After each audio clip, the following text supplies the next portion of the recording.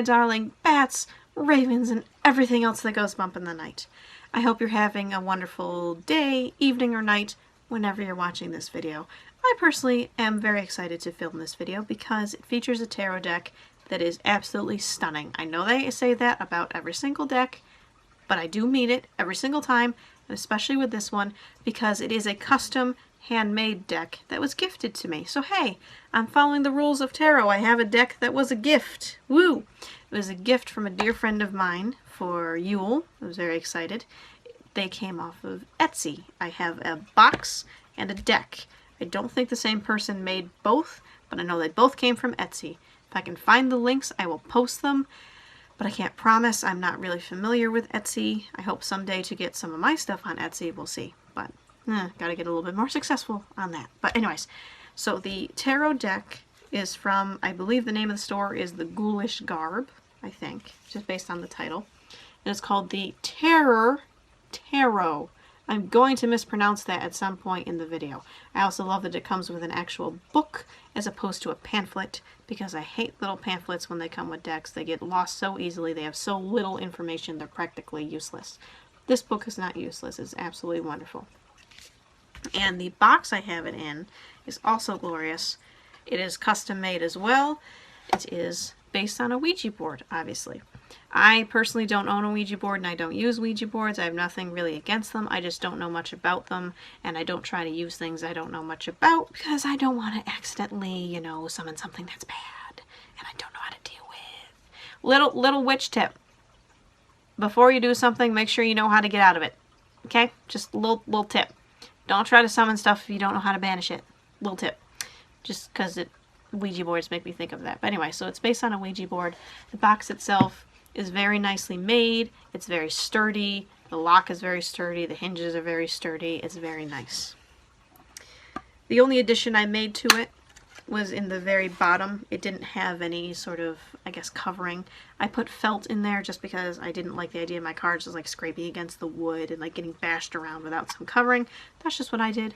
The actual box didn't come with it. You don't have to use felt. I just like it. Okay. So here are the cards. Now I did feature them in another video, but they are so wonderful they deserve a video all by themselves. And this is going to be a little different than my previous deck tours. Instead of me dealing them out and you get to see them, I figured I'd just do it this way and talk about them, partially because the deck is so small. This is a Royal Tarot deck, which means it consists only of the major arcana cards. So I just have 22 cards here. I figured I can just deal them out and you can see them, and they're wonderful. And they really deserve all the attention that I can give them because, again, they are handmade and they are gorgeous. So without further ado, I will start showing you them. So this is the back of them. First, I love that the cards themselves are like the sides are black. I love that because big shock, I'm a goth, I love black. Who would have known? I also love any sort of moon imagery. So like a full moon with stars and clouds and everything. And it's beautifully drawn. I absolutely love it. It is just wonderful. So the very first card, since I just dealt them out, they're going to be in reverse order. So they'll start with card 21 and descend down. So the first we have is the World card. And based on what I know from classic mythology, this definitely looks like Dr. Jekyll and Mr. Hyde. Just saying. I also love the purples because I love purple. Obviously, look at my eyeballs. I love purple. I love all sorts of colors, but purple, black, red, essentially. But I'm not super familiar with the story of Dr. Jekyll and Mr. Hyde. I've seen versions of it, like from Once Upon a Time, and even in Penny Dreadful there was Dr. Jekyll and Mr. Hyde a little bit. I'm not familiar with the original story. One day I will read it. But there you go. Dr. Jekyll, Mr. Hyde. This next card is actually one of my favorites in the entire deck because it relates to me so much. We have number 20, Judgment.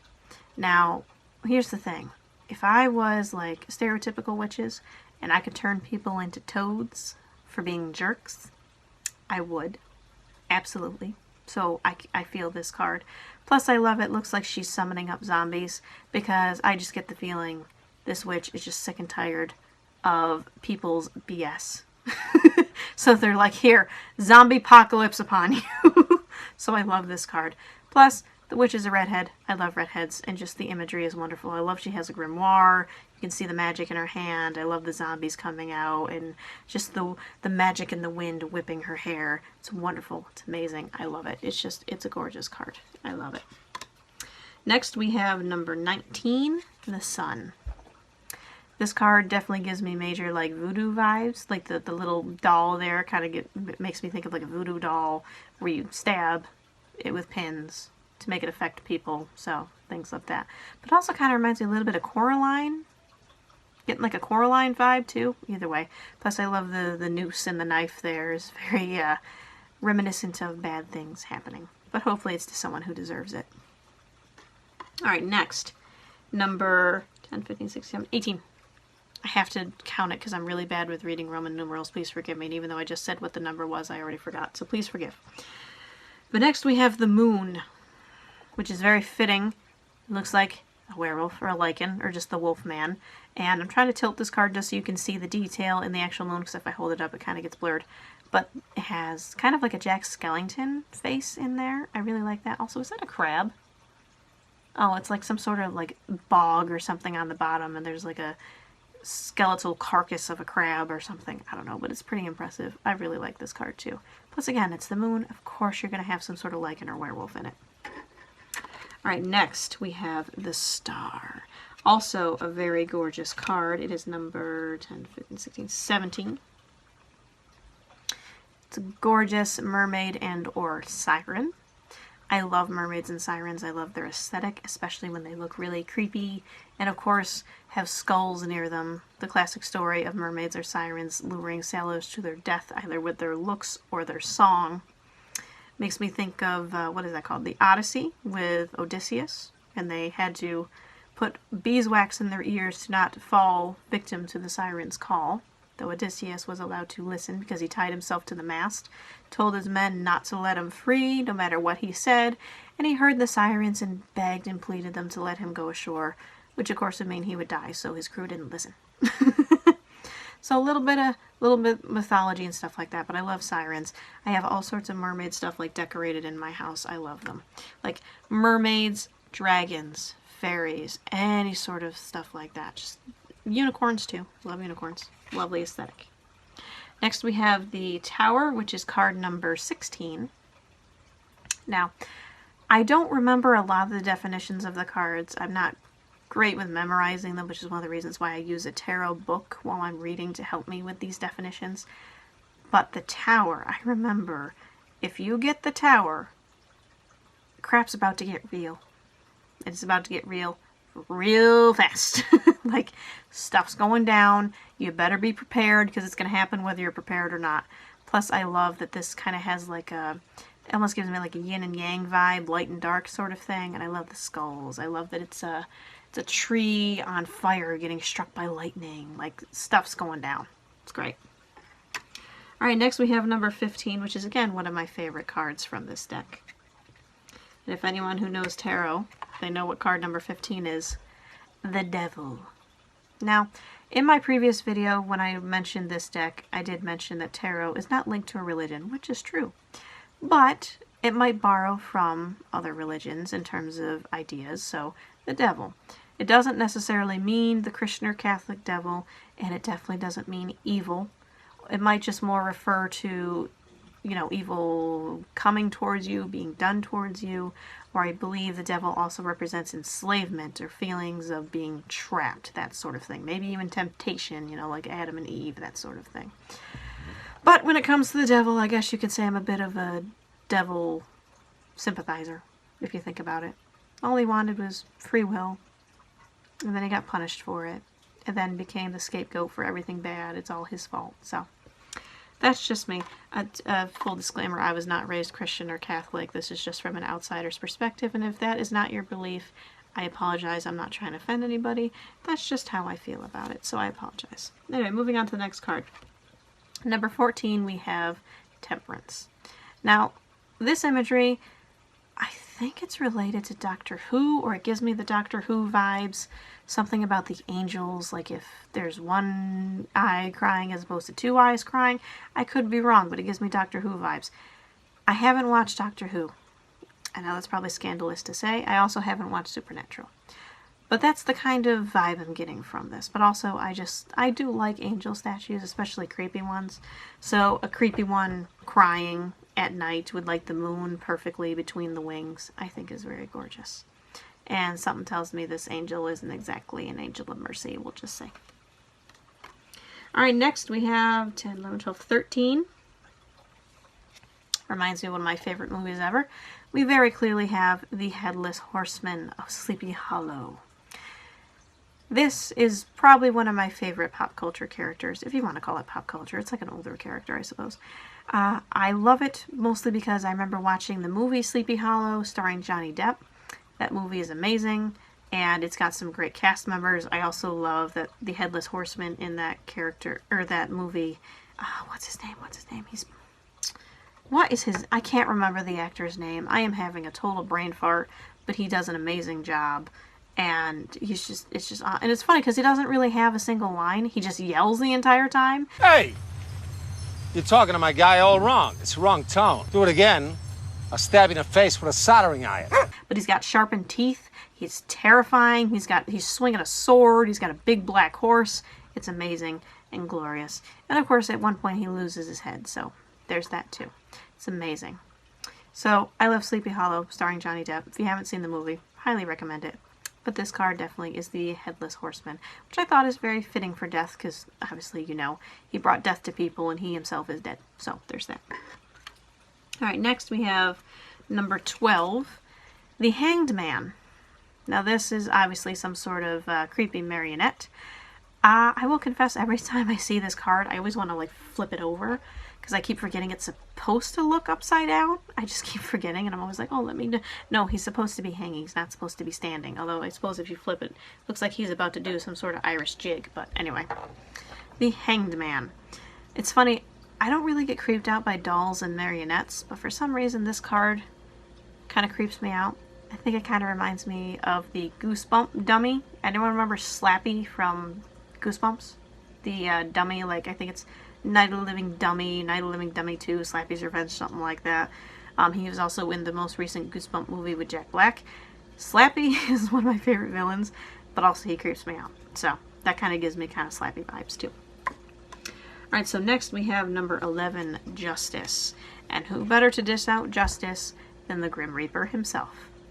Now, again, this also would have probably worked for the Death card, but I think it's more fitting for the Justice card, because I guess we're all rendered the same in death, I suppose, or maybe in some cases death is justice in a way, I suppose, but who better to judge people than the Grim Reaper? Plus, I love, he's got an owl, he's got an hourglass. You know, owls are kind of associated with death a lot of the times, plus an hourglass showing that all our time is limited. So, I just love it. Plus, this card in general is gorgeous. I love the purples.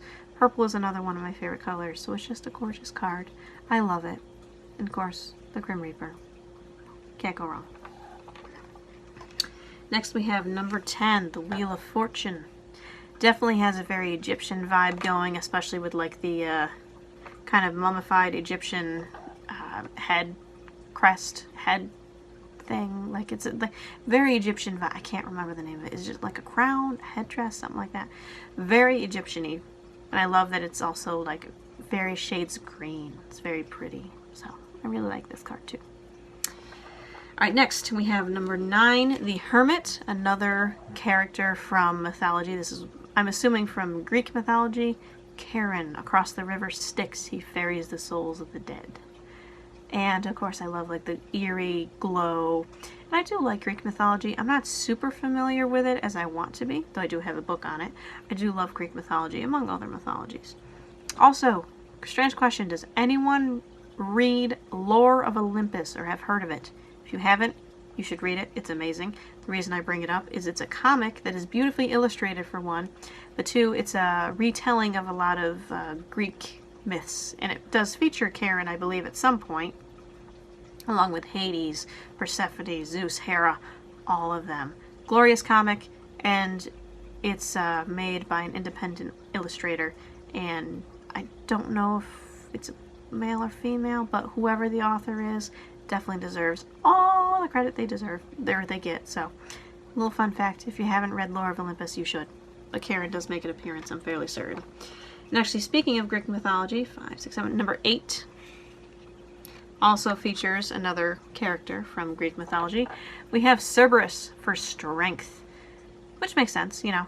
It's a 3-headed dog, guards the gates to Hades.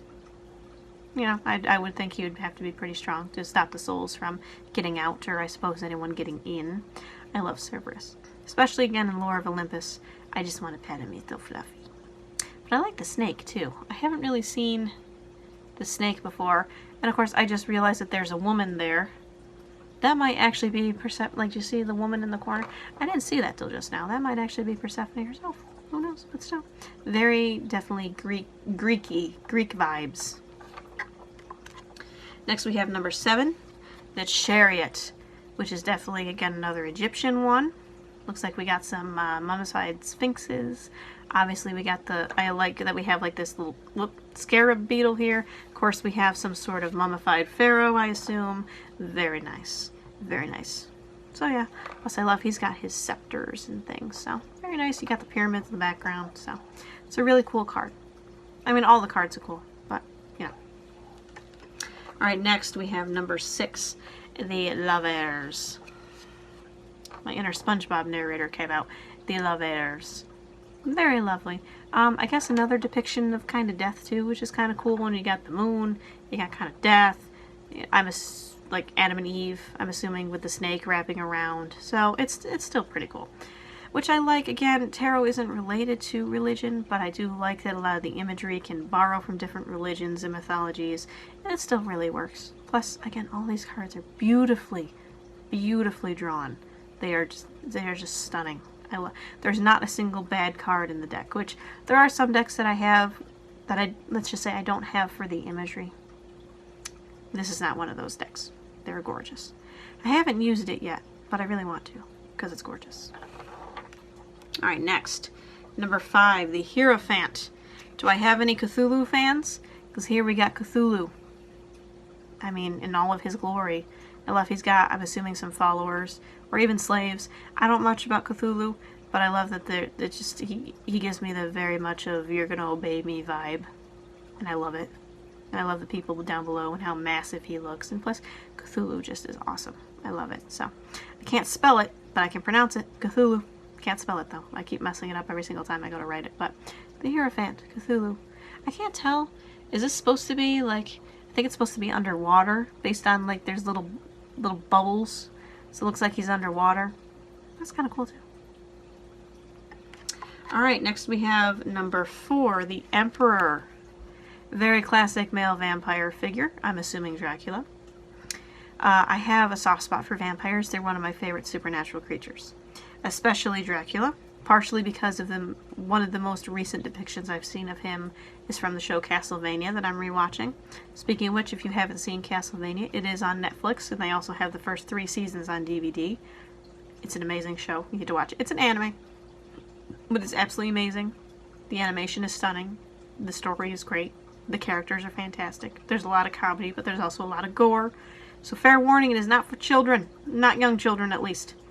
But still, I love the Dracula in that show, and I like this Dracula. Plus, I like he's got the Egyptian Ankh, which represents eternity, so that's pretty cool. And he's like sipping wine, and he's sitting on his throne looking all regal, as you would when you're a vampire. That's just a requirement. Next, we have number 3, the Empress, who is a wonderful counterpart to the Emperor. Getting major Elvira vibes from this card, but it's also glorious. She strikes me as very confident with herself. I love how the stars look like a crown on her. She also has an ankh. She's also sipping what appears to be wine, but it's also probably blood. She's got bones all around her. Again, looking very regal. She's clearly very confident in her power, and you do not want to mess with her. And I love it. I absolutely love it. Plus, I love how she's just sitting, relaxing, like, yes, admire me, and then I shall eat you. Alright, next. Going back to Greek mythology with number 2, the High Priestess, we have Medusa. Which, fun fact, this is actually a very fitting card for the High Priestess. We go into a little mythology again. So the original story of Medusa, though there are some variations, but she was actually a priestess of Athena. The reason Medusa was turned into the creature that she is was because she was... I'm going to say this politely so I don't get demonetized and I don't want to trigger anybody for their trauma. We'll just say violated by Poseidon. Although some stories say she was willing, some stories say she was not. It depends. But she was violated and or seduced by Poseidon, but inside of Athena's temple. And as punishment, Athena turned her into the Gorgon. Obviously, if she was willing, she's upset because, hey, you violated my temple. And even if she was not willing, Athena took the side of the god and was like, hey, you should have known better to violate my temple. So either way, I'm going to curse you and become the Gorgon Medusa, who of course turns men, usually men, but pretty much mankind, to stone when looking upon her. So I absolutely love Medusa, and I always feel so bad for her. I feel like her story is just one of a victim who just keeps getting the wrong end of the stick. But there is a really nice depiction of Medusa in this old anime called The Pet Shop of Horrors. I believe there's only 4 episodes that were ever turned into an anime. The one actually features Medusa, I believe is called Despair. Or at least it's a character very inspired by Medusa and ends up getting named Medusa. I don't know if it's the original Medusa, but still very lovely. Also, The Pet Shop of Horrors is a very old but wonderful anime if you ever want to watch it. It is also a manga if you ever want to read it. It is available online to read too. So, you know, little history for you, because I know I have random knowledge about things. Next we have number 1, the Magician, or in this case, I suppose you could say Mad Doctor. Because looking at this card, I didn't realize it before, it's Dr. Frankenstein. Very clearly, he's got the monster here, he's trying to revive him, and the classic, it lives, or it's alive, you know.